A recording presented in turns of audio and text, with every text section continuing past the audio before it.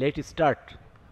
আজকে চতুর্থ দিন তথা ফাইনাল ডে এই আনঅফিসিয়াল যে টেস্ট ম্যাচ। বাংলাদেশ ইমার্জিং তারা মোকাবেলা করছে প্রতিপক্ষ দক্ষিণ আফ্রিকা ইমার্জিংয়ের।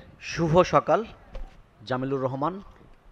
সাথে এই মুহূর্তে টি স্পোর্টসের ডিজিটাল প্ল্যাটফর্মে যে সকল দর্শকেরা উপস্থিত রয়েছেন, দেখছেন যারা, তাদের প্রত্যেককেই স্বাগত জানাচ্ছি। বিগত যে 3 দিন আমরা পার করে এসেছি, 3 দিনের রাত ছিল অনেকটাই ভারী। পেস বোলাররা বাড়তি অ্যাডভান্টেজ পাবেন, কিছুটা আর্দ্রতা তো অবশ্যই উইকেটে রয়েছে, সেখান থেকে বাড়তি সুইং আদায় করতে পারবে। প্রথম বলটি হয়ে গেল।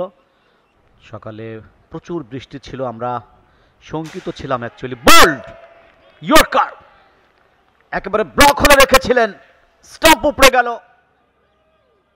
অর্থাৎ আজকে সকালে বাংলাদেশের প্রথম উইকেট আর্লি পড়ে গেল। চমকপ্রদ একেবারেই ব্লক হল, কোনো সুযোগ ছিল না ডিগ আউট করবার, পরাস্ত হয়েছেন সম্পূর্ণ। ইন সুইঙ্গিং ইয়র্কার ব্লক হলে, এবং কোনো মতেই তিনি রক্ষা করতে পারলেন না। শাহাদাত হোসেন দীপু 5 বলে 2 রান করে আউট হয়ে ফিরে যাচ্ছেন। অবিশ্বাস্য, incredible in swinging yorker, unplayable. আপাতত আমার কাছে মনে হয় যে উইকেটটাকে বাঁচানোর চিন্তাই করতে হবে। এবারে বিট হয়েছে, স্লিপ বল যাচ্ছে সীমানার দিকে, ডিপ থার্ড ম্যান অঞ্চল দিয়ে সীমানার বাইরে। আজকের দিনের প্রথম 4 একটু লাকি বলতে হবে ব্যাটার, তবে গ্রাউন্ডেই ছিল। অ্যাকশন রিপ্লে আমরা দেখতে পাবো যে ঘটনাটি ঘটেছিল অফ স্টাম্পের বাইরে, অ্যাঙ্গেল অফ দ্য ব্যাট এবং সেকেন্ড স্লিপের পাশ দিয়ে তাকে বিট করে চলে গেল বল সীমানা। Incoming through the gate, my goodness, low swing ছিল বলে, বিপর্যয় ঘনীভূত হয়ে গিয়েছিল। অসাধারণ একটি delivery, oh my goodness, backup length, low swing, অল্পের জন্য রক্ষা, ব্যাটটাকে প্লে। বাংলাদেশের ব্যাটারদের সামনে কোয়ালিটি পেস বোলিং এই মুহূর্তে। নিঃসন্দেহে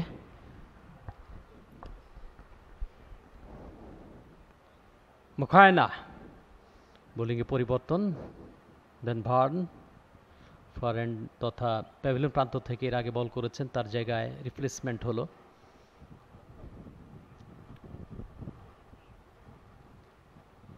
মুখায়না তিনিও গতকালকে বেশ ভালো বল করেছিলেন, তবে উইকেটলেস ছিলেন। মুখায়না অবশ্য এই ইনিংসে তিনি প্রথমবারের মতো বল করছেন জামিল।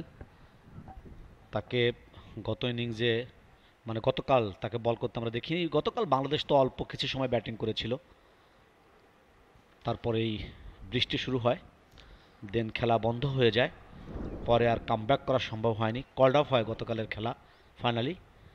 অন্তত একটি সেশন হাতে ছিল। ফার্স্ট ইনিংসে 15 ওভার বল করেছিলেন, কিন্তু উইকেটলেস ছিলেন। 53 রান দিয়ে একটি উইকেট পেয়েছিলেন।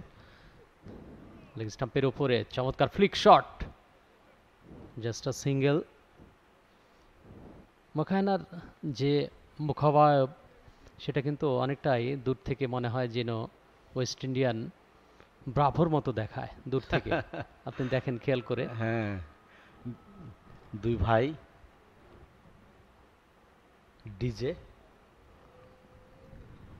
ডিজে ব্রাভো আর কি, ঠিক অনেকটা এরকম লাগে দূর থেকে।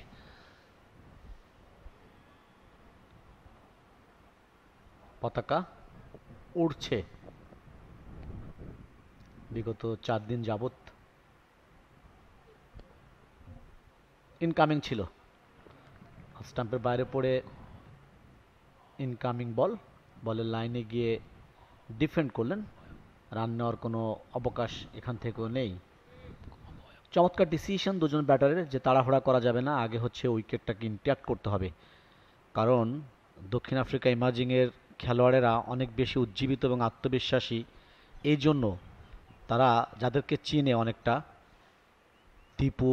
দীপু মোটামুটি ইন্টারন্যাশনালি এক্সপোজ পেয়েছেন, সাথে শিবলি তিনিও অনেকটাই নিজেকে পরিচয় করে দিতে পেরেছেন আন্তর্জাতিক পরিমণ্ডলে।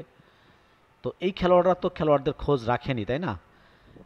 তো তারা যখন এই টপ অর্ডারের এই দুজন ব্যাটারকে তুলে নিতে সক্ষম হয়েছেন, নিশ্চয়ই করে একটু আত্মবিশ্বাসী হয়ে উঠবেন যে যে সবচেয়ে ভালো পারফর্মার যারা এই দলের, সেই দুজনকে অন্ততপক্ষে আমরা সাজঘরে পাঠাতে পেরেছি। সুতরাং চিন্তা নেই, এগিয়ে যাও, আত্মবিশ্বাসী হও, বাকি উইকেটগুলো আমরা তুলে নিতে পারবো।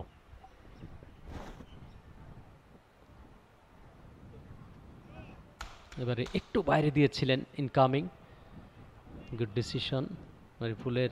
নতুন নতুন মাত্রা, ডাইমেনশন যুক্ত করবার চেষ্টা করছেন তিনি। লম্বা রান আপ, অফ স্টাম্পের বাইরে কাট করেছেন পয়েন্ট অঞ্চলে ফিল্ডার। আইস মোল্লার ব্যাট থেকে রান যুক্ত হবে আরও একটি। 25 বল থেকে 21 উইকেটে বাংলাদেশ ইমার্জিং। একটি শালিক পাখি আমাদের সামনে, নিশ্চয়ই করে আমাদের ক্যামেরা ক্রু যারা আছেন পাখিটাকে খুঁজে বের করবেন যে কোনো মুহূর্তেই। হয়তো কোনো বার্তা নিয়ে এসছেন কিনা বাংলাদেশি ব্যাটারদের জন্য। বাংলাদেশ ইমার্জিং এই মুহূর্তে ব্যাট করছে দ্বিতীয় ইনিংসে, সেম লেন। দারুণ, অফ স্টাম্পের উপরে ফুল লেন্থ বল। ডিফেন্ড করে ব্যাটের কবজিটাকে একটু অ্যাঙ্গেল করলেন, একটু মুভ করালেন হাতের মধ্যে। এটাই হচ্ছে মানে রোল অফ। দুজন ফিল্ডার আছেন, তিনজন বলের পেছনে পেছনে ছুটেছেন।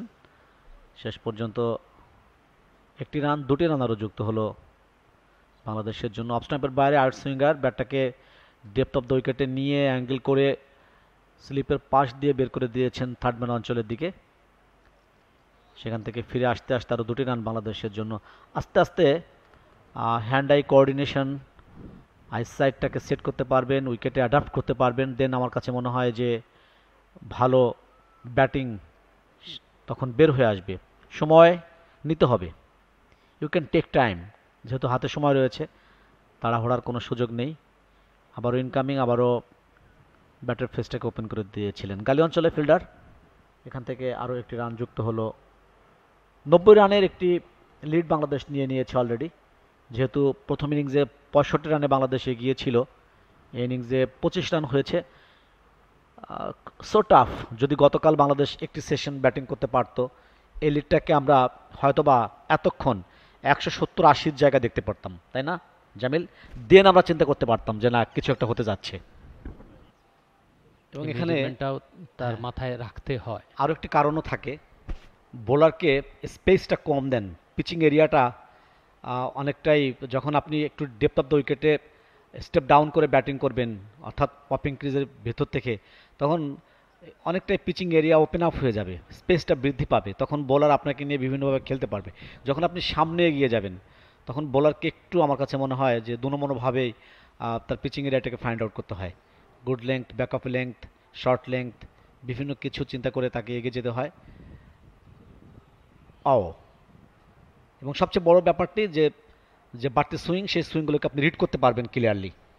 যখন আপনি পেস বোলারদের বিপক্ষে আপনি পপিং ক্রিজের সামনে ওখানে দাঁড়িয়ে, একেবারে mark off the popping crease, সেখানে দাঁড়িয়ে ব্যাটিং করবেন, সে সুযোগ অলমোস্ট প্রতিটি ব্যাটারি নিয়ে থাকেন প্রতিটি দলের, এবং সেইখানে আমাদের ব্যাটাররা পিছিয়ে থাকবে কেন? আরিফুল 31 বল থেকে 6 রান, অলরেডি 31টি বল তিনি খেলে ফেলেছেন, ফাইন। আরও বেশি উইকেটে থাকতে হবে, দেন রানের চাকা সচল হবে। On drive, Pat close together, একটি রান, দুটি রান তো অনায়াসেই হবে। দুটি রান বাংলাদেশের জন্য। স্কোর বোর্ড আরও একবার এগিয়ে যাবে, 28 এই মুহূর্তে। আপ ডাউন আছে পারফরমেন্সে বাংলাদেশের নিঃসন্দেহে, ধারাবাহিকতার ঘাটতি আমরা আমাদের ন্যাশনাল টিমের ক্ষেত্রে দেখতে পারি। ন্যাশনাল টিমেও কিন্তু এরকম আপ ডাউন করে পারফরমেন্সের গ্যাপ। এই মুহূর্তে আইস মোল্লা আছেন স্ট্রাইকিং এন্ডে, এন্টুলি এই মুহূর্তে বোলিং এন্ডে। ফ্ল্যাটে ডেলিভারি, লেগ স্ট্যাম্পের উপরে অন ড্রাইভ করেছেন। ফিল্ডার আছেন এখানে, একটু আগে যিনি বল করলেন এন্টুলি কিন্তু তুলির আঁচড় দিতে চাচ্ছেন না এই মুহূর্তে, বলের আঁচড়টা দিয়ে উইকেট ভাঙতে চাচ্ছেন। হুম, আমি ফিল্ডারটির কথা আপনাকে বলেছিলাম, সিমলেন, তিনি আমাদের সামনে দাঁড়িয়ে আছেন।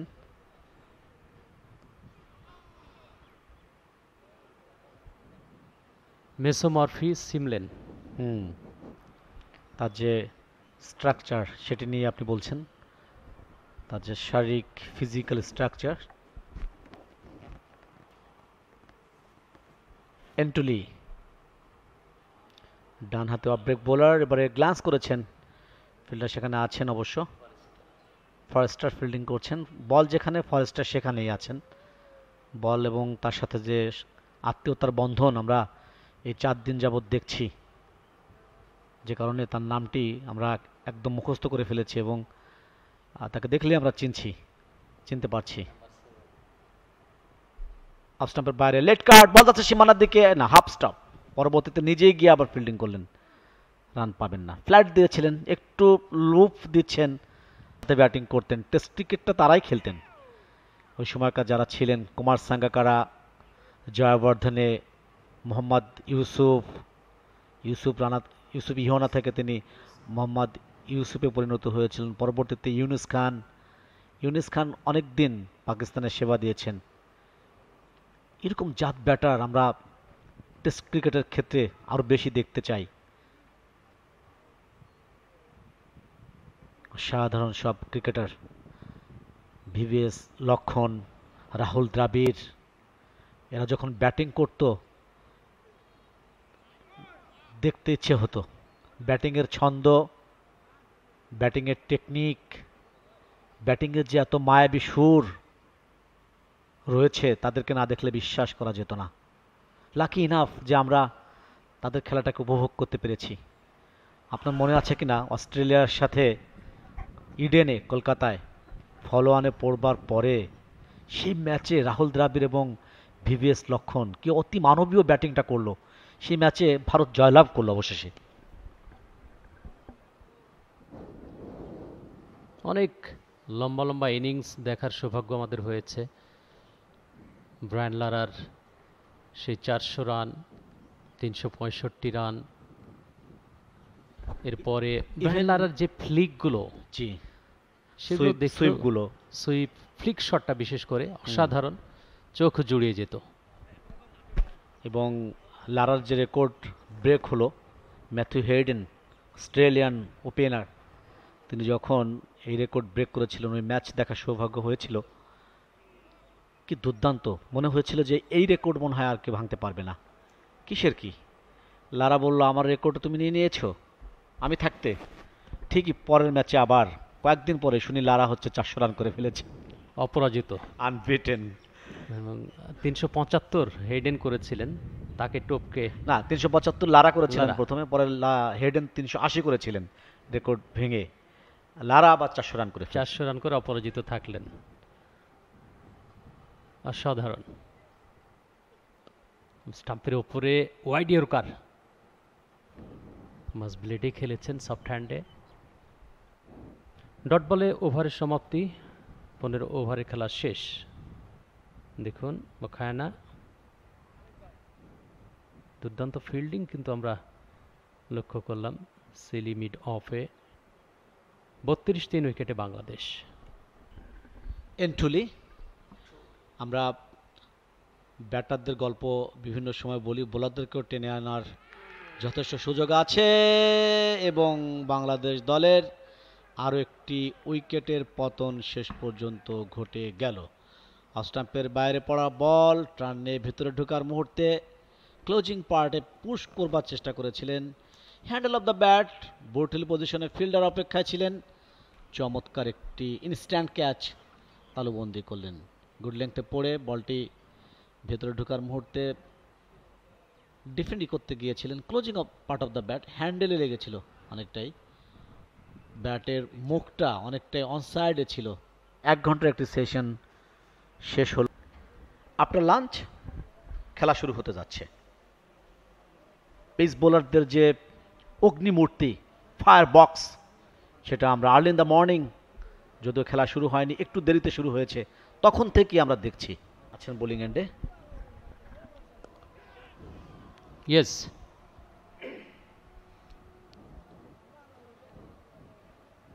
Good start after lunch. Single দিয়েই শুরু হলো বাংলাদেশ দলের নতুন ব্যাটার আরিফুলের সঙ্গে যুক্ত হয়েছেন এন্টুলি। ডাউন দ্য লেগ, ডানহাতি অফ ব্রেক বোলার।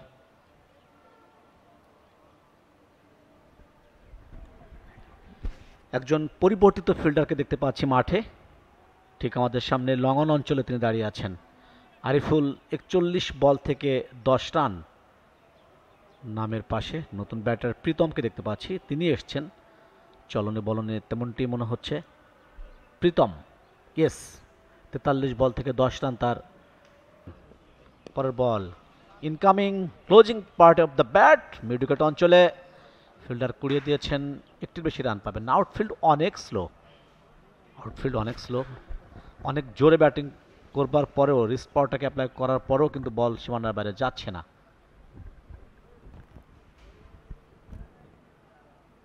ক্যাপ্টেন তিনি উদাহরণ 31 রান করেছিলেন 61 বল থেকে, 3টি 4-এর সুবাদে। যদিও কোনো ছক্কা ছিল না, তারপরেও আমার মনে হয় যে ইনিংসটাকে তিনি 50-তে কনভার্ট করতে পারতেন, সেই সুযোগটা ছিল। এই দলটাই কিন্তু রাজশাহীতে 3টি ওয়ানডে ম্যাচ খেলেছিল। বাংলাদেশ দলের অধিকাংশ খেলোয়াড় কিন্তু পরিবর্তিত হয়েছে, ওয়ানডে আর টেস্ট দলের সদস্যের অনেকেই আবার রয়েছেন, যেমন রাকিবুল হাসান, তিনি ভালো ব্যাটিং করেছিলেন একটা ম্যাচে, 40 রান করেছিলেন রাকিবুল হাসান। পাশাপাশি 26 রানে তিনি 4টি উইকেট পেয়েছিলেন, প্লেয়ার অফ দ্য ম্যাচ হয়েছিলেন সেই ম্যাচে, থার্ড ওডিআই ম্যাচে রাকিবুল হাসান। সেই ম্যাচে কিন্তু ব্যাটিং বিপর্যয় হয়েছিল বাংলাদেশ দলের। বাংলাদেশ দল 225 রান করেছিল, আগের দুটো ম্যাচ কিন্তু 300 ক্রস করেছিল। বাংলাদেশ দল 301 রান চেস করে প্রথম ম্যাচে জয়লাভ করেছিল, 7 উইকেট হারিয়ে 3 উইকেটে জয়। পরের ম্যাচটাতে 332 রান করে বাংলাদেশ দক্ষিণ আফ্রিকা 332 করেছিল, আর 10 রানে বাংলাদেশ হেরেছিল, 322 রান করেছিল। আর থার্ড ওডিআইতে লো স্কোরিং ম্যাচ হলেও বাংলাদেশ জয়লাভ করেছিল। বলতে না বলতেই এই কথা যখন বলছি, তখন আমার মনে হয় যে বৃষ্টি কি পড়ছে। শর্ট লাইট রয়েছে, আমরা উভয় প্রান্ত থেকে স্পিনারদেরকে দেখতে পাচ্ছি। নো বলের সংকেত আম্পায়ারের কাছ থেকে, লেগ স্ট্যাম্পের উপরে ছিল, ওভার স্টেপিং। আমরা বিভিন্ন ঘটনা তুলে আনার চেষ্টা করেছি তখন। এবারে আউট, টার্নে বিট হয়েছেন ব্যাটার, সামনের পায়ের উপরে ভর করে লং ফরওয়ার্ড ডিফেন্ড করবার চেষ্টা করেছিলেন। আউটার এজ বল চলে গেল উইকেট রক্ষকের নিয়ন্ত্রণে। বাংলাদেশের 5ম উইকেটের পতনটি ঘটল। এন্টুলি দারুণ, যথেষ্ট বাঁক নিচ্ছে তার বল। প্রথম বলটি নো বল এবং দ্বিতীয় বল থেকে উইকেটের পতন। বাংলাদেশের যে ব্যাটারটি একটু হলো তিনি সামলে নেওয়ার চেষ্টা করছিলেন, আরিফুল, শেষ পর্যন্ত তিনি ফিরে গেলেন। বেশ কিছু বল তিনি মোকাবেলা করেছিলেন, কিন্তু এখন আর থাকতে পারছেন না। টার্নে বিট হয়ে শেষ পর্যন্ত উইকেটের পেছনে ধরা পড়ে চলে গেলেন প্যাভিলিয়নে। 3জন ফিল্ডার, পাশাপাশি উইকেট রক্ষক তো রয়েছেন উইকেটের পেছনে, খুবই কাছাকাছি 4জন ফিল্ডার। নতুন ব্যাটার কে আসলেন? মঈন খান আসার কথা, আমাদের যে ব্যাটিং অর্ডার রয়েছে। ইয়েস, মঈন খান নাম্বার 4 তিনি এসছেন, আম্পায়ারের সঙ্গে কথা বলছেন। আমার মনে হয় স্লেজিং হচ্ছে, যার কারণেই আম্পায়ারের কাছে তিনি অভিযোগটা জানালেন। Umpire Arno Jacobs, African umpire, first class cricket খেলেছেন, লিস্টে স্বীকৃত টি20 খেলেছেন, কিন্তু ইন্টারন্যাশনাল কোনো ম্যাচ তিনি খেলেননি। ওয়ানডে সিরিজেও তিনি রাজশাহীতে ছিলেন আম্পায়ার হিসেবে। এন্টুলি অফ স্টাম্পের বাইরে পিচ করিয়েছিলেন, একটু নিচু বল। যেহেতু মঈন খান নিউ ব্যাটার, তিনি বলের লাইনে গিয়ে ডিফেন্ড করেছেন।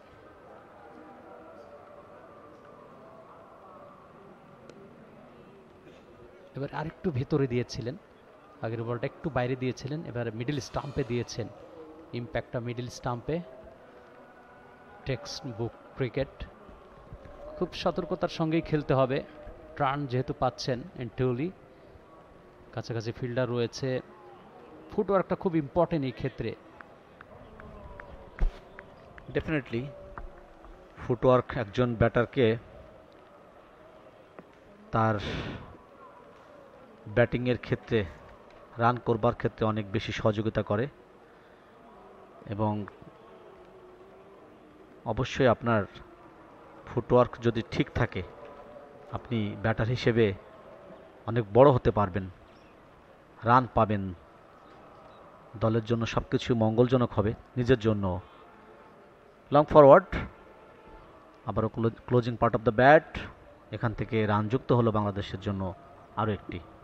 এন্টুলি যথেষ্ট চোখে পড়বার মতো বোলিং করছেন তিনি, টার্ন পাচ্ছেন, টার্ন অ্যান্ড বাউন্স, তার বলে আমরা লক্ষ্য করছি লো টার্ন করছে, কখনো কখনো স্কিডই করতে পাচ্ছেন, ফ্লাইট দিয়ে ব্যাটারকে লোভ দেখাচ্ছেন, সব ধরনের ভেরিয়েশন তার মধ্যে আছে। টপ স্পিন হচ্ছে কখনো কখনো, স্ট্রেট আপ। যদি বাংলাদেশ এই সেশনটা পুরো টানতে না পারে, বাংলাদেশের ভাগ্যে কী আছে আমি জানি না, কারণ যদি কোনোভাবে আকাশ পরিষ্কার হয়ে যায় তাহলে 108 রানের লিড এই মুহূর্তে যদি একটি সেশন পুরো পেয়ে যায়, একটি সেশন মানে 30 ওভার, তাহলে কিন্তু ওরা জয়ের জন্য ঝুঁকি নিবে সে রানটাকে স্পর্শ করতে। বারবার খেলায় ছন্দপতন হচ্ছে, খেলোয়াড়রা ক্রাম্প করছে, খুব বেশি গরম নেই, তারপরেও বারবার ক্রাম্পের ব্যাপারটি কিন্তু আমরা দেখতে পাচ্ছি। কানেক্টিভিটি ইজ প্রোডাক্টিভিটি একটি কথা আমরা বলি, আর সুতরাং যোগাযোগ থাকাটা ভালো। আর এন্টুলির ব্যাপারটা দেখুন বুরহান, এন্টুলি কিন্তু দারুণ একজন প্রথম শ্রেণীর ক্রিকেটার। 74 ম্যাচে 189 রান করেছেন, এক ম্যাচে 73 রানে 11 উইকেটও তার দখলে আছে। এই ধরনের রেকর্ড, 4 উইকেট 6 বার আর 5 উইকেট 8 বার, 10 উইকেট 3 বার পেয়েছেন। ভালো একজন বোলার, আমরা তো তার প্রমাণ পাচ্ছি, তাই না? একেবারে স্পিনলেস উইকেট তা বলবো না, যতটুকু সহায়তা পাচ্ছেন সেটাকে তিনি নিচ্ছেন আদায় করে, গুড সাইন। চতুর্থ দিনের উইকেট, যদিও উইকেটে ওইরকম ফাটল ক্রিয়েট হয়নি, কেননা কভারে ঢাকা ছিল উইকেট, বৃষ্টি হয়েছে। আজকের উইকেটটা অনেকটা পেস বোলারদের জন্য বাড়তি অ্যাডভান্টেজ এনে দিয়েছে। ওই যে ঘন মেঘ আমি দেখতে পাচ্ছি, সেই ঘন মেঘ আস্তে আস্তে মাঠের দিকে ধেয়ে আসছে তীব্র গতিতে। আমি জানি না আকাশের কান্না আবার শুরু হবে কিনা, নিশ্চয় করে আপনারাও দেখতে পাবেন একটু পরেই সেই ব্যাপারটি আমাদের টি স্পোর্টসের পর্দায়। 44-5 উইকেটে হার্ডেন আছেন পার্ট টাইমার, কারণ সিদ্ধান্ত হয়েছে পেস বোলাররা এই মুহূর্তে বল করতে পারবে না। ক্যাপ্টেন নিজেই বল নিজের হাতে তুলে নিয়েছেন। আপনি মেঘের কথা বলছিলেন, তবে বাতাস নেই, বাতাস থাকলে হয়তো ভাবতাম যে মেঘগুলো হয়তো উড়ে যাবে আকাশে। রুদ্রের যে উকি, যে কথা বলছিলাম যে আমাদের ক্যামেরা ক্রুদের চোখ সেখানে যাবে নিশ্চয়ই করে। স্টাম্পের বাইরে ফুল লেংথের delivery, played and miss. Moeen এবং প্রীতমের মধ্যে যে পার্টনারশিপ বিল্ড আপ দরকার। মঈন 6 বল থেকে 1 রানে অপরাজিত রয়েছেন। চমৎকার ফলো থ্রোটা, হার্ডেন বলটা গ্রিপে নিয়েই 3 উইকেট ভাঙার একটা ভান করলেন, আমি উইকেট ভেঙে দেব। সেই প্রান্তে আমরা অনেকটা ঘন মেঘ দেখতে পাচ্ছি। স্টাম্পের মধ্যে ব্যাকফুটে খেলেছেন, ঝুলানো বল। প্রীতম 21 বল থেকে 4 রান। নতুন ব্যাটার মঈন খান, নতুনভাবে শুরু করতে হবে তাকে। বিপর্যয়ের মধ্যে রয়েছে বাংলাদেশ।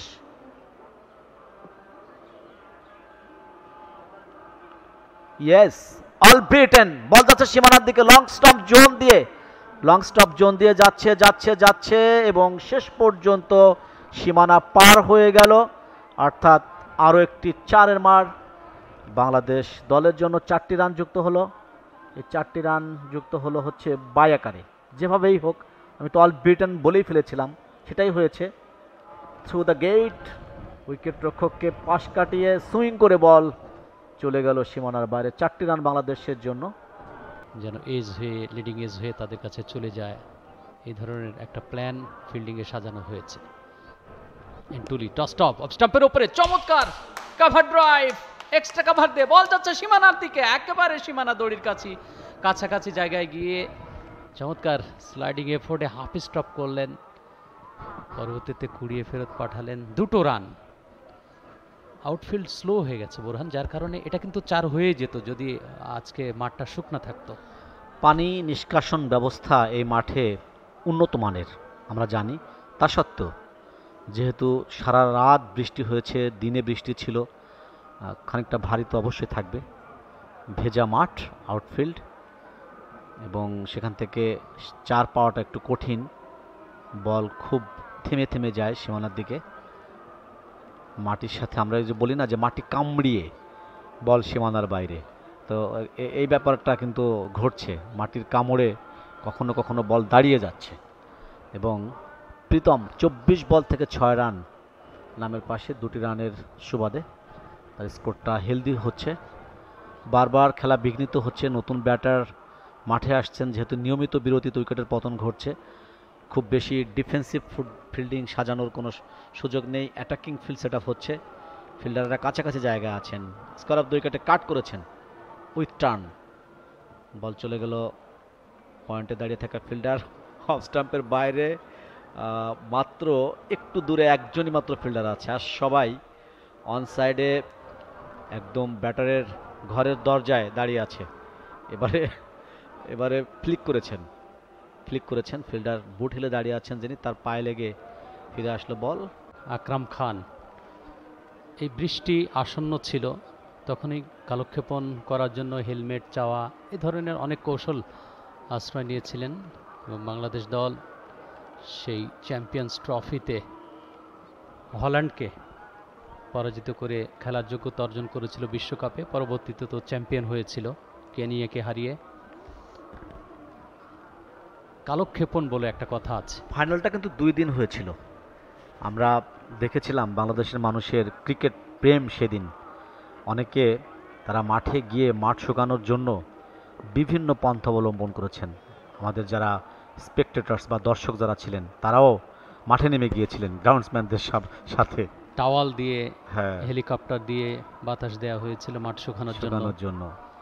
সেগুলো আসলে পুরনো ইতিহাস, সেই ইতিহাস থেকেই ক্রিকেট এই পর্যায়ে এসেছে। ভিত তৈরি করে দিয়ে গিয়েছিলেন বাংলাদেশের সেই সকল নায়কেরা, আকরাম খান, আমিনুল ইসলাম বুলবুল, তারপরে নাইমুর রহমান দুর্জয়, আতাহার আলী খান, খালেদ মাসুদ পাইলট, তারপরে সিবুল হচ্ছে হোসেন নান্নু, শান্ত, সানোয়ার হোসেন, সাইফুল ইসলাম, মিনহাজুল আবেদিন নান্নু, অনেকেই ছিলেন। ইনামুল হক মনি, তার কথা আপনি বলবেন, মোহাম্মদ রফিক। ইয়েস, খেলোয়াড়রা মাঠ থেকে বিদায় নিচ্ছেন। আমার কাছে মনে হচ্ছে বৃষ্টি আবার শুরু হলো এবং বারবার অধিনায়ক আম্পায়ারদের মধ্যে যে আলোচনা, এটাও হতে পারে যে তোমরা 2 অধিনায়ক মিলে সিদ্ধান্ত নাও যে আজকে আমরা আর এই খেলাটাকে লিঙ্গার করব না, অর্থাৎ ফলাফল মেনে নিয়ে যার যার ড্রেসিং রুমে ফিরে যাও। এমন হতেই পারে, 2জন অধিনায়ক তারা এই ধরনের সিদ্ধান্ত নিতেই পারেন। যে কোনো সিদ্ধান্ত নিশ্চয় করে আপনাদেরকে আমরা জানিয়ে দিব। তবে মাঠের ওই প্রান্তে, বিশেষ করে দক্ষিণ আফ্রিকার খেলোয়াড়রা যেখানে আছেন, সেখানে আম্পায়ারদের সাথে তাদের ক্যাপ্টেনের কথা হচ্ছে। বৃষ্টির কারণে লম্বা বিরতি ছিল খেলায়, সেখানেও 30টা ওভার থাকবে। আমরা একটু চার্জ করে খেলে রানটাকে করে নিতে পারবো, এরকম নানান রকমের স্বপ্ন মনের মধ্যে উকি ঝুঁকি দিচ্ছে তাদের। এখন প্রথম বলটি অফ স্টাম্পের বাইরে, স্কোয়ার কাট, ডিপ পয়েন্ট অঞ্চলে ফিল্ডার, এবং তার হাতে কিন্তু যথেষ্ট স্ট্রোক রয়েছে, মেরিকেট খেলতে পারেন আমরা যতদূর জানি। স্টাম্পের ওপরে outside age, deep third man ভেদ করে বল যাচ্ছে সীমানার দিকে। 1টি রান তো হবে, 2টি run. Successfully second run complete করলেন বাংলাদেশ দলের। 50 রান আগেই পূরণ হয়েছে। এন্টুলি এক্সট্রা কভার অঞ্চলে সফট হ্যান্ডে পুশ করেছেন, রান নেওয়ার সুযোগ এখান থেকে তিনি পাবেন না। একজন ব্যাটারকে শট খেলবার ক্ষেত্রে অনেকগুলো টেকনিক অবলম্বন করতে হয়। প্রথমত তার স্ট্যান্স, দ্বিতীয় একলা এখনই নামবে নামবে অঝরে বৃষ্টি। না, এখন নামার সম্ভাবনা কম। অন্ধকার নামবে, অন্ধকার কিন্তু অন্ধকার নামবে, মেঘ আসবে, তারপরে না বৃষ্টি। তবে আপাতত খেলা চলছে চট্টগ্রামের বীর শ্রেষ্ঠ শহীদ ফ্লাইট লেফটেন্যান্ট মতিউর রহমান স্টেডিয়ামে। পরে বলটি চমৎকার অন সাইডে ফ্লিক শট, একটি রান, স্ট্রাইক রোটেট হচ্ছে পরপর 2 বলে। আমরা দেখলাম এটি কিন্তু গুড, আমি বলবো গুড সাইন। পরপর 2 বলে 2টি সিঙ্গেল মঈন এবং প্রীতমের ব্যাট থেকে। 56 উইকেটে বাংলাদেশ। হার্ডেন ক্যাপ্টেন এই মুহূর্তে অ্যাটাকে আছেন। এবারে টার্ন নিয়ে ভিতরে ঢোকার মুহূর্তে ব্যাটার ডিফেন্ড করেছেন, রান পাবেন না। হার্ডেন ওভারের আরও একটি বল নিয়ে আসছেন তিনি, অফ ব্রেক বোলার, আবারও স্টাম্পের মধ্যে রেখেছেন, গুড লেংথ, পুশ করে দিয়েছেন সফট হ্যান্ডে। No run from here. বাংলাদেশের লিড আস্তে আস্তে বেড়ে যাচ্ছে। এই লিডটাকে 200 রান পর্যন্ত নিতে পারলে সেভ থাকবে বাংলাদেশ আমার কাছে মনে হয়। ব্যাটের ফেসটাকে ওপেন করে দিয়েছেন, ডিপ পয়েন্ট অঞ্চলে ফিল্ডার কুড়িয়ে দিয়েছেন, রান পাবেন একটি। আমি এ অর্থেই বলছি যে 200 রান পর্যন্ত নিতে গেলে তখন অনেকটা সময় কিল করতে হবে, সময় নষ্ট হবে। তো বাকি যে সময়টুকু থাকবে সে সময়ের মধ্যে 200 রান করবার মতো ঝুঁকি নিতে চাইবে কিনা দক্ষিণ আফ্রিকা, এটা তখন আলোচনা আসতে পারে। আরেকটা বিষয় এমনও হতে পারে যে বাংলাদেশ দল এমন সময় ইনিংসটা ঘোষণা করলো, তো সেই সুযোগ তিনি পেয়েছেন সেকেন্ড ইনিংসে। এবারে কিন্তু ঠিক মতো খেলতে পারেননি, তারপরেও বাই আকারে একটি রান আসলো।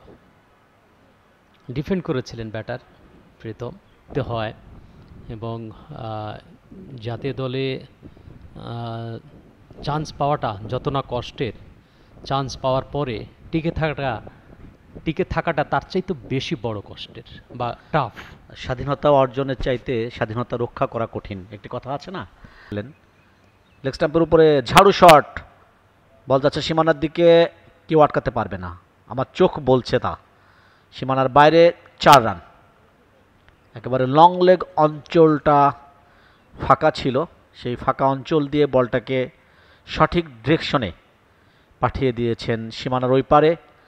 বল 4টি রান নিয়ে মাঠে ঢুকলো ব্যাটারের জন্য, 4 রান স্কোরবোর্ড। কত ভেরিয়েশন, সবগুলো প্রয়োগ করুক, আমি সবগুলোই খেলবো।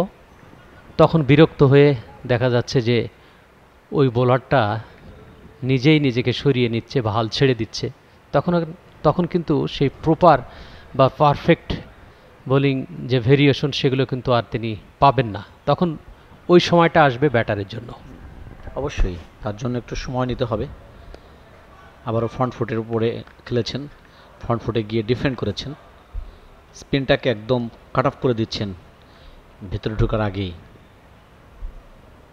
85 উইকেটে এন্টুলি। এবার অন সাইডে পুশ, অন সাইডে ব্যারিয়ার্স লিমিডনে একজন আছেন forward short leg slip, short mid wicket অঞ্চল, অনেকগুলো ফিল্ডার ডানে বামে সামনে পেছনে। ওভার শেষ, 36 শেষ, 85 উইকেটে Bangladesh emerging.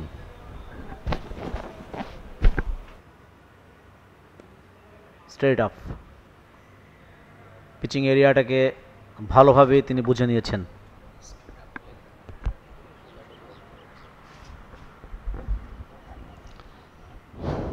George van Harden of the hip glance shot, just a single, খুব ধীর লয় এই মুহূর্তে। দুজন ব্যাটারি কিন্তু ওয়েল সেট, প্রাথমিক যে শঙ্কা সেটা কিন্তু কেটে গেছে, অনেকটাই আত্মবিশ্বাস ফিরে পেয়েছে বডি ল্যাঙ্গুয়েজে, সেটাই মনে হচ্ছে। লেট কাট, কখনো defend, leg glance, Flick shot, সবগুলোই কিন্তু এখন সুইট স্পট অফ দ্য ব্যাটে খেলতে পারছেন। দেখুন হার্ডিনের বলের সময় বুট হিল পজিশনে ওরকম কোনো ফিল্ডার নেই, লেগ স্লিপে কোনো ফিল্ডার নেই। যেহেতু তার বলে টার্নটা অনেকটা কম, ভেরিয়েশনটা কম, টার্নার নয় তিনি, যে কারণে এই প্রান্ত ওই প্রান্তে ফিল্ডার কাছাকাছি জায়গায় রাখার প্রয়োজন মনে করেননি। কিন্তু এন্টুলি চিত্র, এন্টুলি বোলিংয়ে এসেছেন, বুট হিল পজিশনে ফিল্ডার রাখা হয়েছে, শর্ট মিডনে একজন রেখেছেন স্লিমিডন, লেগ স্লিপে একজন রাখা হয়েছে, শর্ট মিড উইকেট অঞ্চলে একজন রাখা হয়েছে। রিচার্ডকে ফরওয়ার্ড শট লেগে রাখা হয়েছে, যিনি ওই বিরতিতে কি করছিলেন, প্রীতমের ব্যাটটা দেখছিলেন। তিনি হয়তো ভাবছেন যে আমি তো ব্যাটটা দেখলাম, তেমন কিছুই ব্যাটে দেখলাম না, তারপরেও কেন এত ভালো ব্যাটিং হচ্ছে, ডিফেন্ড করছেন, ক্যাচ কেন আসে না?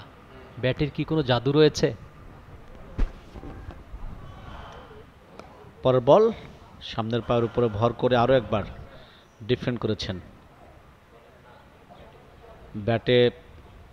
ব্যাটে জাদু খুব বেশি থাকার দরকার হয় না, যদি আপনার মাথার মধ্যে জাদু থাকে। ফ্লাইটের ডেলিভারি কাভার অঞ্চলে পাঠিয়েছেন। এই বলটা আমি আশা করেছিলাম ওভার কাভার, শর্ট কাভার অঞ্চলে যিনি আছেন তাকে যদি একটু বিট করে উপর দিয়ে খেলতে পারতেন, ইনসাইড আউট শট, আমার মনে হয় যে তাহলে বলটি সীমানার বাইরে যেতে পারতো। ঝুঁকে নিচ্ছেন না, দরকার কি, সময় তো আছে, আমাদের তো আর তাড়া নেই, এটাই হবে। ইয়েস, এবং ব্যাটে রান আছে প্রীতমের। রিচার্ড পেছন থেকে যত কিছুই কল্পনা করুক না কেন, প্রীতমের ব্যাট আজকে কথা বলবে। মাঝ ব্লেডে খেলবেন, এবং এই ফিল্ডিংটাও কিন্তু চমৎকার লাগলো।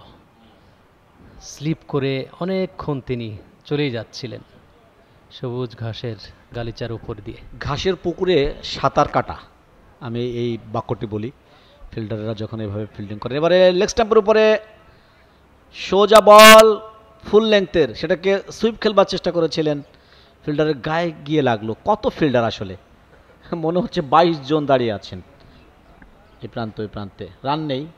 যে ঘটনাটি ঘটেছিল, লেগ স্টাম্পের উপরে বলটা ওভার পিস্ট করেছিলেন একেবারে ফুল লেগ। ডে 4 সেশন 3, তার মানে হচ্ছে 2 অধিনায়ক একসাথে বসে তারা সিদ্ধান্ত নিয়েছেন, আমরা এই ম্যাচকে আর লম্বা করতে চাই না, প্লিজ আপনারা খেলা এখানেই শেষ করতে পারেন। আমরা মেনে নিয়েছি, ড্র মেনে নিয়েছি, গুড। পরাজয়ের ব্যাপারটি ওইভাবে সামনে আসাটা so tough. Match summary, Bangladesh emerging প্রথম ইনিংসে 308 রান করেছিল, অল আউট হয়েছিল আশিকুর শিবলি। 104 রান ছিল 143 বল থেকে। দীপু করেছিলেন 44 রান 152 বল থেকে। 103 ওভার 2 বল মোকাবেলা করে দক্ষিণ আফ্রিকা, বাংলাদেশ অবশ্য 103 ওভার 2 বল মোকাবেলা করেছিল। দক্ষিণ আফ্রিকার পক্ষে প্রথম ইনিংসে বাংলাদেশের 3 উইকেট নিয়েছিলেন ভ্যান ভোরেন, এবং ফরেস্টার নিয়েছিলেন 2 উইকেট 31 রান দিয়ে। বাংলাদেশ দ্বিতীয় ইনিংসে প্রীতম 21 রান করেছে 73 বল থেকে। মঈন খান আনবিটেন 18, 44 বল থেকে। দুজন ব্যাটারি আনবিটেন ছিলেন। দক্ষিণ আফ্রিকার পক্ষে এন্টুলি 20 রান দিয়ে 2 উইকেট, এবং সিমলেন 15 রান দিয়ে 2 উইকেট। হার্ডেন 63 রান করেছিল দক্ষিণ আফ্রিকার পক্ষে প্রথম ইনিংসে 127 বল মোকাবেলা করে, এবং মোগাকান করেছিলেন 43 রান 62 বল থেকে। 243 ছিল তাদের রান। বাংলাদেশ 65 রানের লিড নিয়েছিল প্রথম ইনিংসে। রাকিবুল 7 উইকেট নিয়েছিলেন দক্ষিণ আফ্রিকার প্রথম ইনিংসে, 31 ওভার 4 বল করে 64 রান দিয়ে 7 উইকেট। রিপন মণ্ডল তিনি নিয়েছিলেন 2 উইকেট। এই হলো ম্যাচ সামারি, অর্থাৎ ম্যাচের ফলাফল ড্র, উভয় দলের দলীয় অধিনায়কের সম্মতিতে। For more updates, subscribe to our YouTube channel and click on the bell icon. Follow us on Facebook and Instagram. Download T-Sports app to enjoy exciting games and highlights. Visit tsports.com.